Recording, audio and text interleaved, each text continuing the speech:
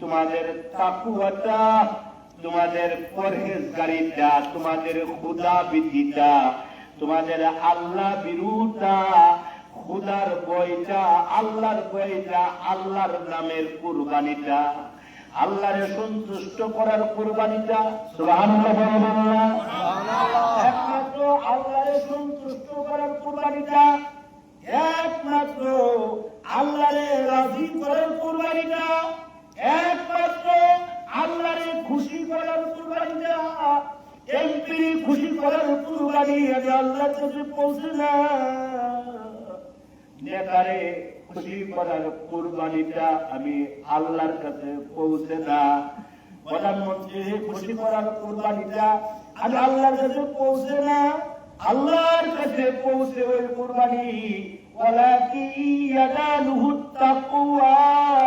যেটা একমাত্র আল্লাহর সন্তুষ্টির জন্য যে কুরবানিটা করো, একমাত্র আল্লাহর সন্তুষ্টি, আল্লাহর রাজি। কার সন্তুষ্টি বলেন না, কার সন্তুষ্টি বলেন না, বলেন না, একটু জোরে বলেন না, কার সন্তুষ্টি, কার সন্তুষ্টি, একটু আঙ্গুল দিয়ে বলেন না, কার সন্তুষ্টি, একমাত্র আল্লাহর সন্তুষ্টির কুরবানিটা আমি আল্লাহর কাছে পৌঁছে যাই, আমি আল্লাহর কাছে এই কুরবানিটা কবুল হয়ে যায়। আল্লাহ নবী বলেন হৃদপুষ্ট জিনিস কুরবানি কইর, হৃদপুষ্ট সুন্দর একটা তোমার মনের মধ্যে পছন্দের জিনিসটা কুরবানি কইর। তুমি যদি কুরবানি করো, তোমার সবচেয়ে মহাব্বতের জিনিসটা কুরবানি করো। আপনার খামারে অনেকগুলা গরু আছে, আপনি ওই গরুগুলা থেকে একটা গরু অনেক সুন্দর, চামড়াটা দেখতে সাদা, চামড়াটা উপরে পশম গুলা সাদা, দেখতে মায়া লাগে, দেখতে অনেক মায়া লাগে। এমন গরু আছে যে গরু দেখতে অনেক মায়া লাগে। আল্লাহর নবী বলেন তোমার মায়ার গরুটা কুরবানি করবা, তোমার মহাব্বতের ছাগলটা কুরবানি করবা, তোমার মহাব্বতের ওই যে পশু মহিষটা কুরবানি করবা। কেননা কিয়ামতের কঠিন বিপদের ময়দানে, মুসিবতের ময়দানে ওই কুরবানির পশুর উপরে ভর দিয়া তুমি জান্নাতে চলে যাইবা। এটার উপরে ভর দিয়ে তুমি জান্নাতে চলে যাইবা।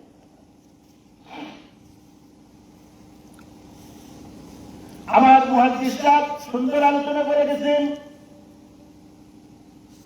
কম সময়ের ভিতরে দুইটা কথা বলে আপনাদের কাছ থেকে দোয়া নিয়ে চলে যায়। ইব্রাহিম আলাইহিস সালাতু ওয়াস সালাম সবচেয়ে মহব্বতের জিনিসটা বুঝতে লাগলেন, বুঝতে বুঝতে উনি বাহির করলেন আমার সবচেয়ে মহব্বতের সন্তান ইসমাইল তো আমার মহব্বতের ভালোবাসার সন্তান, যে সন্তানের পায়ের মুরার নিচে জমজম কুয়া জারি হয়ে গেছে, এই সন্তানের পায়ের মুরার নিচে জমজম কুয়া জারি হয়ে গেল। এইভাবে করে করে আজ পর্যন্ত সেই কুয়া এখন পর্যন্ত জারি আছে। এই যুবক জানুনি দৈনিক কত টন পানি উঠানো হয়? এই যুবক জানুনি মক্কাতুল মুকাররমার পানি মদিনাতুল মুনাওয়ারা নিয়ে যাওয়া হয়। লক্ষ লক্ষ হাজি ওই আজ থেকে সেই হাজার হাজার বছর আগে এ পর্যন্ত কত কোটি কোটি হাজি গেল, এই জমজমের পানি খায়, জমজমের পানি তারা গ্রহণ করে। কত লিটার পানি বাংলাদেশে আসে, কত লিটার পানি সারা পৃথিবীতে পৌঁছে যায়। আজ পর্যন্ত জমজম কুয়ার পানি চুল পরিমাণ কমে নাই। আমার প্রিয় সন্তান কে রে? ইসমাইল তো আমার প্রিয় সন্তান। সাঈদ ইবনে জুবায়ের রাদিয়াল্লাহু আনহু থেকে বর্ণিত, আল্লাহর নবী রাহমাতুল লিল আলামিন বলেন, ইব্রাহিম আলাইহিস সালাতু ওয়াস সালাম উনি স্বপ্নে দেখলেন, ডাইরেক্ট দেখলেন না কেন? প্রশ্ন হলো, ডাইরেক্ট দেখলেন না কেন? আল্লাহ ডাইরেক্ট দেখালেন না কেন? আল্লাহ তো ইচ্ছা করে ডাইরেক্ট দেখাইতে পারতেন।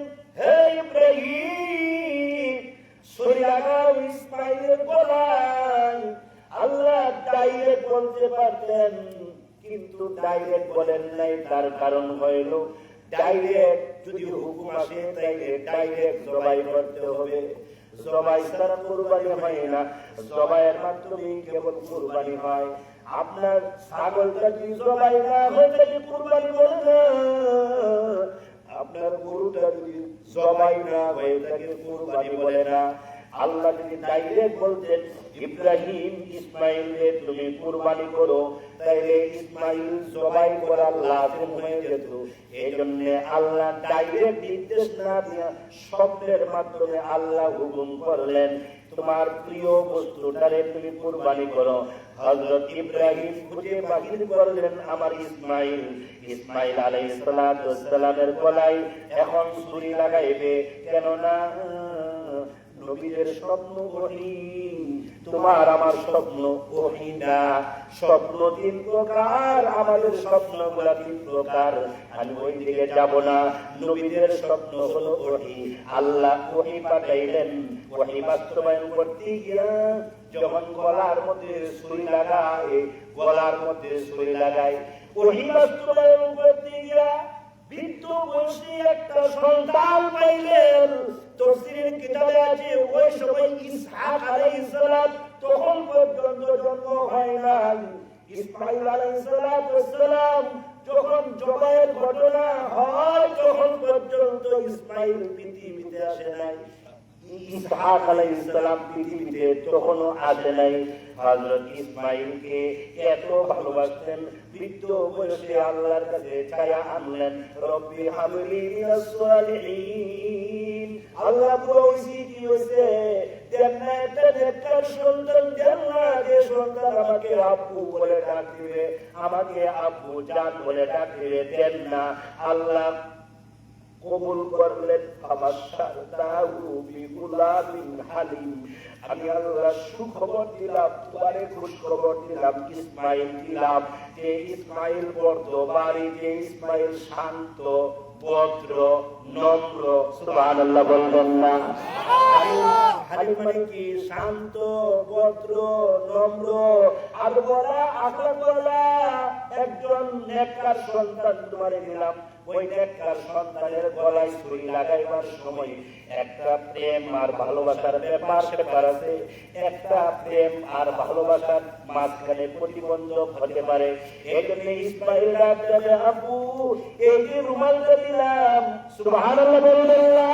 আব্বু এই যে রুমালটা দিলাম, আব্বু শাম থেকে আসতেন আমাকে দেখার জন্য, আমাকে দেখে আপনি যাইতে চান না, কিন্তু আল্লাহর নির্দেশে আপনি যান, কিন্তু পিছের দিকে ফিরে ফিরে আমার চেহারা দিকে তাকান। আব্বু আল্লাহর কসম, আমি আপনাকে বলতে পারি না, আপনি আমাকে বলতে পারেন না। আব্বু এই যে একটা ভালোবাসা, হৃদয়ের বন্ধন, এটা কিন্তু একটা প্রতিবন্ধক হয়ে দাঁড়াবে। এই জন্য দেন না, আমি রুমালটা দিলাম, আমার রুমালটা দিয়া আপনি চোখ গুলা বেঁধে ফেলেন। আব্বু আমার চেহারা দিকে আপনি তাকাইবেন না। আব্বু আপনি কি দেখছেন আবার বলেন। হযরত ইব্রাহিম বলে, ইন্নী আরা ফিল মানাম, আমি স্বপ্নে দেখেছি, আন্নী আযবাহু, আমি তোমারে জবাই করতেছি, কুরবানি করতেছি। আব্বু এই শব্দটার উপরে শব্দ হতে পারে না, তাড়াতাড়ি চোখগুলা বেঁধে ফেলেন। সুবহানাল্লাহ বলবেন না? চোখগুলা বেঁধে ফেলেন, আমার দিকে তাকান না। আপনি কিন্তু ডাইরেক্ট এটা একেবারে বসায়া দিলেন। আপু আমি যদি কুরবানি হয়ে যাই, আপনি কাজ করে আমার জামাটা খুলে ফেলেন, আমার জামাটা সুন্দর করে রেখে দিলাম, আমার জামাটা আমার আম্মার কাছে দিবেন, আমার আম্মারে আমার সালাম দিবেন, আর বলবেন আমি কিয়ামতের দিন মুসিবতের ময়দানে আমার আম্মুর সঙ্গে আমি সাক্ষাৎ করবো, আমার আম্মুর সঙ্গে দেখা করবো। আমার জামাটা সুন্দর করে রেখে দেন আব্বু, জামাটায় যাতে রক্ত না পড়ে, জামাটায় যাতে কোনো রক্তের ছিটা না পড়ে। কোনো রেওয়ায়াতে যে আব্বু আমার রক্ত মাখা জামাটা আমার আম্মুর কাছে দিবে, আর আমার আম্মুরে সালাম বলবেন, আর বলবেন এই রক্ত মাখা জামাটা নিয়ে যাতে আমার আম্মু ঘুমায়, আমার আম্মু যাতে আমার জামাটা দেইগা আমার আম্মু যাতে কলিজাটা ঠান্ডা করে। দেখা হবে কিয়ামতের দিন, মান তাশাব্বাহা বিকাউমিন ফাহুয়া মিনহুম, যার সাথে যার মহব্বত তার সাথে তার কিয়ামতের দিন দেখা হবে, মুসিবতের দিন দেখা হবে। ইব্রাহিম আলাইহিস সালাতু ওয়াসসালাম ইসমাঈল শুনো, আমি কিন্তু বিসমিল্লাহ বলে দিলি বলেন, আমি কিন্তু আল্লাহু আকবার বলে দিলি বলেন। আল্লাহ রাব্বুল আলামিনের অসংখ্য অগণিত ফেরেশতারা চিৎকার দিয়ে কাঁপতে আছে আর বলতে আছে, আল্লাহ এই কি ঘটনা, এমন ঘটনা জীবনে কোনোদিন দেখি নাই। আল্লাহর রাসূল বলেন, আসাদুন নাসি বালাআন আল আমবিয়া সুম্মাল আমসাল ফাল আমসাল। কোন রিওয়ায়াতে আছে সুম্মাল আমসাল ফাল উলামা ফাল উলামা ফাল উলামা। সবচেয়ে বেশি পরীক্ষা দিতে আল্লাহ নবীদের কাছ থেকে, সুবহানাল্লাহ বলবেন না? সবচেয়ে বেশি পরীক্ষা দিতে আল্লাহ নবীদের কাছ থেকে। আল্লাহ রাসূল বলেন, আমার থেকে পরীক্ষা বেশি দিয়েছে, আমার পরেই সবচেয়ে বেশি পরীক্ষা দিয়েছে ইব্রাহিম আলাইহিস সালামের কাছ থেকে। ইব্রাহিম নবীর পরীক্ষাগুলো ছিল একটা থেকে আরেকটা, এমন কঠিন কঠিন পরীক্ষা। তো এটাও একটা পরীক্ষা। আল্লাহ তাআলা জানায়া দিলেন, ইব্রাহিম আপনার বাচ্চাটারে যেইভাবে আপনি কুরবানি করতেছেন, আসমানের ফেরেশতা সাক্ষী, জমিনের ফেরেশতা সাক্ষী, আকাশ সাক্ষী, জমিন সাক্ষী, আকাশের চন্দ্র সূর্য সাক্ষী, আল্লাহু আকবার বললেন, আল্লাহু আকবার। মাখলুকাত সাক্ষী, ওই যে বাতাস সাক্ষী, আকাশ সাক্ষী। ইব্রাহিম আপনার এই নিদর্শন কিয়ামত পর্যন্ত জিন্দা রাইখা দিলাম।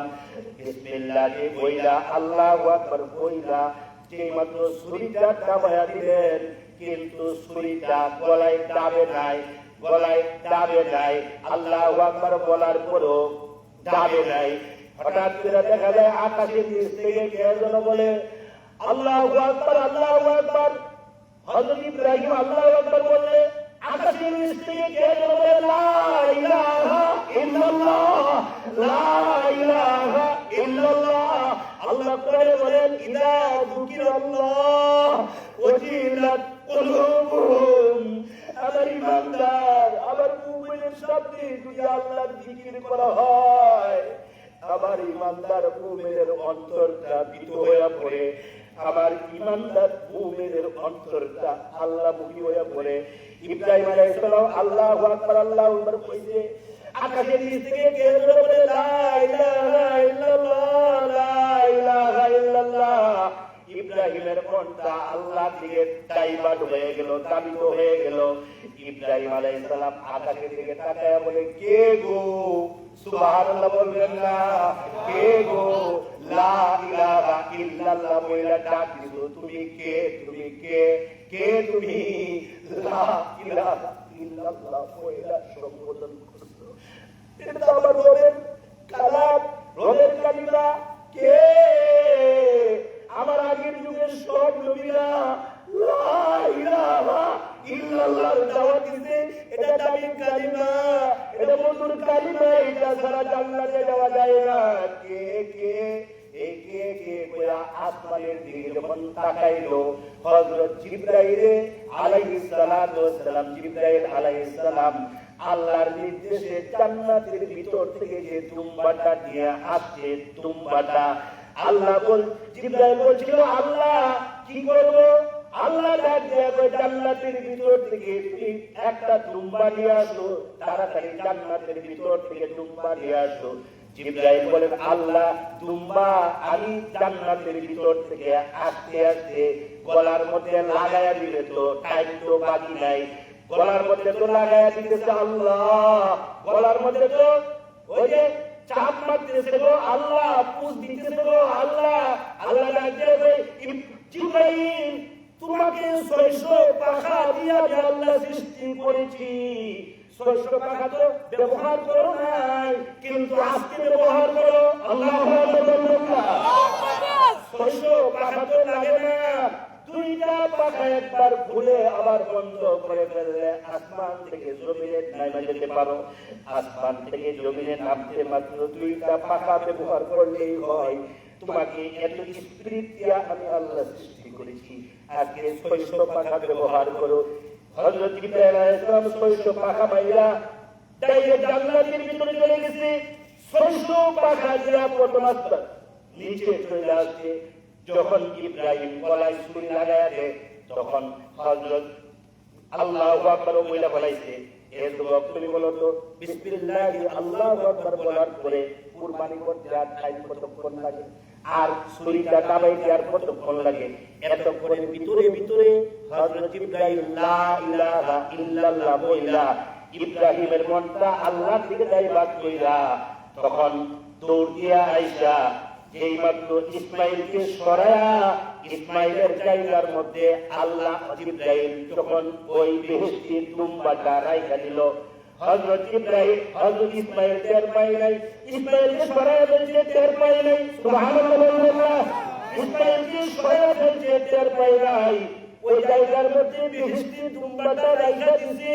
বেহেশতির দুম্বা রাখার পরে হযরত ইসমাইল ডাক দেবে, আব্বা আল্লাহু আকবার, আল্লাহু আকবার কে বলছে বলে আমি, লা ইলাহা ইল্লাল্লাহ কে বলছে বলে জানি না। সুবহানাল্লাহ বলবেন না? লা ইলাহা ইল্লাল্লাহ, আল্লাহু আকবার, আল্লাহু আকবার, লা ইলাহা ইল্লাল্লাহ কে বলছে বলে উপর থেকে আইছে। ও বাবা, আপনার কথা উপর থেকে আরেকটা কালিমা, এর সাথে আমি একটা শব্দ অ্যাড করে দেই, ওয়ালিল্লাহিল হামদ, ওয়ালিল্লাহিল হামদ। এই শব্দটা অ্যাড করে দেই। আল্লাহ ডাক দেয়া কয়, জিবরাইল এই সব ইখলাস পূর্ণ কালিমাগুলোকে একসাথে জমা করে দিল। সুবহানাল্লাহ বললেন না? ইব্রাহিমের শব্দটা, তোমার শব্দটা, ইসমাইলের শব্দটাকে এক করে দিল। মাঝখানে বিসমিল্লাহি আল্লাহু আকবার বলে যখন চাপ দিছে, জবাই হয়ে গেল, রক্ত বাহির হলো। এমনি তখন সাথী সাথী রুমাল খুলে তাকায়া দেখে ইসমাইলের জায়গায় পড়ে রইল। মাঝখানে একটা দুম্বা কুরবানি হয়ে গেল। হযরত ইব্রাহিম আলাইহিস সালাম কান্না শুরু করে দিলেন, সেজদায় পড়ে কান্দি। ইসমাইল ডাক দিয়ে বলে, আব্বা কাঁদেন কেন? তুমি চোখ খুলো, তুমি চোখের গামছা খুলো।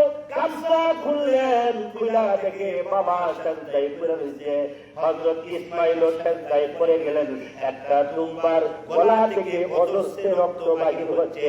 হযরত ইসমাইল কান্দে আর কয়, আল্লাহ গো, কি বেয়াদবি করেছি আল্লাহ, জীবনে কোন আদবের খেলাফ করেছি, কোন তাকওয়ার খেলাফ করেছি, আমার আব্বার স্বপ্নটা আমাকে দিয়া বাস্তবায়ন করতে পারে নাই। ইব্রাহিম আলাইহিস সালাম বলেন, আল্লাহ রাগ করলেন কেন? আল্লাহ গুসা করলেন কেন? আল্লাহ কোরআনের আল্লাহ তাআলা আল্লাহর ভাষায় যখন কথাগুলো বললেন, এই কথাগুলোকে কোরআনের আয়াত বানানো হয়েছে। আল্লাহ কোরআনের আয়াত বানায় নবীর কলবে নাযিল করেছে। فلما أسلم وتله للجبين, আল্লাহ আয়াত নাযিল করে বললেন, ইব্রাহিম সারেন্ডার হইছে, ইসমাইল সারেন্ডার হইছে। আমি চাইছিলাম সারেন্ডার হইতো, আমি চাইছিলাম নত হইতো, আমি চাইছিলাম আল্লাহমুখী হইতো, আমি চাইছিলাম এদের ভিতরে তাকওয়া, আমি চাইছিলাম এদেরকে পরীক্ষা করা।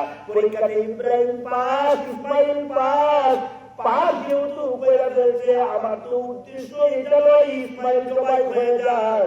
আমার উদ্দেশ্য হলো ইব্রাহিমের তাকওয়া পরীক্ষা করা, ইসমাইলের তাকওয়া পরীক্ষা করা।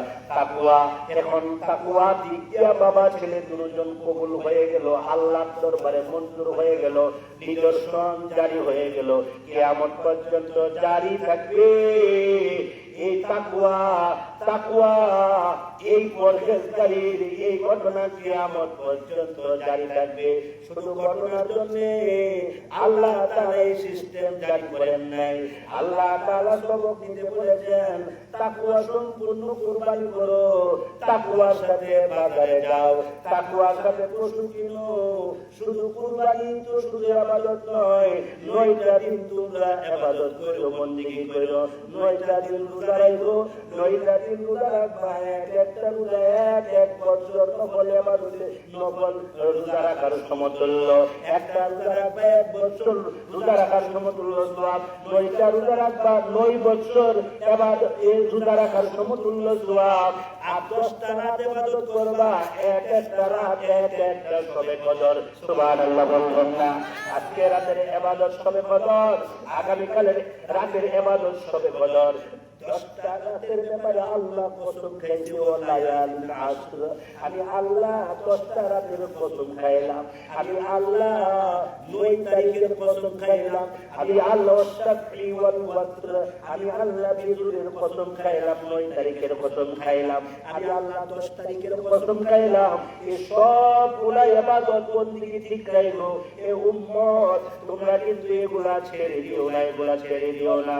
দিনের বেলা রোজা রাখবা, রাতের বেলা ইবাদত করবা, একটা সমতুল্য সওয়াব পেয়ে যাইবা।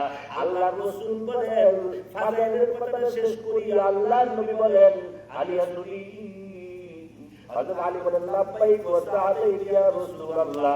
আলী তোমার হাতটা দাও। হযরত আলী হাতটা দিলেন। আল্লাহর নবী হাতের মধ্যে চাপ দিয়ে বলি, আমি পৃথিবীর ময়দান থেকে চলে গেলে আমার নামে কে কুরবানি করবে?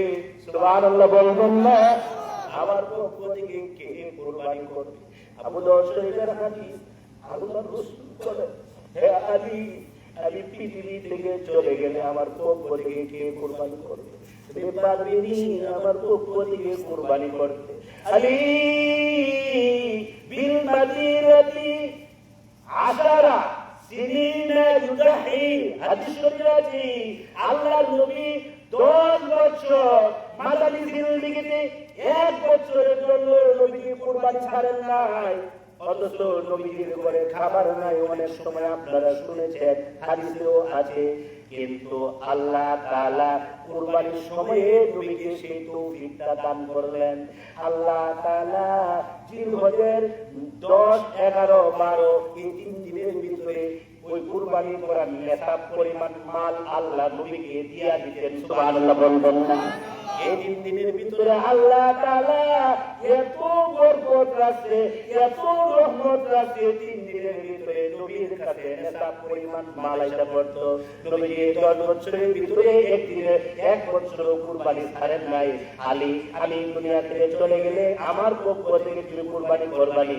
হযরত আলী চোখের পানিগুলো চতুর করে ছেড়ে কাঁদতে আর বুঝতে পারছি আল্লাহ নবীর কুরবানির মর্যাদা বুঝাইয়া দিয়ে গেছে, আল্লাহ নবীর কুরবানির সম্মান বুঝাইয়া দিয়ে গেছে, কুরবানির তাৎপর্য বুঝাইয়া দিয়ে গেছে।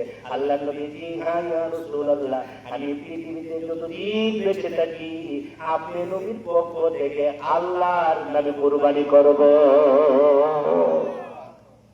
প্যার হাজি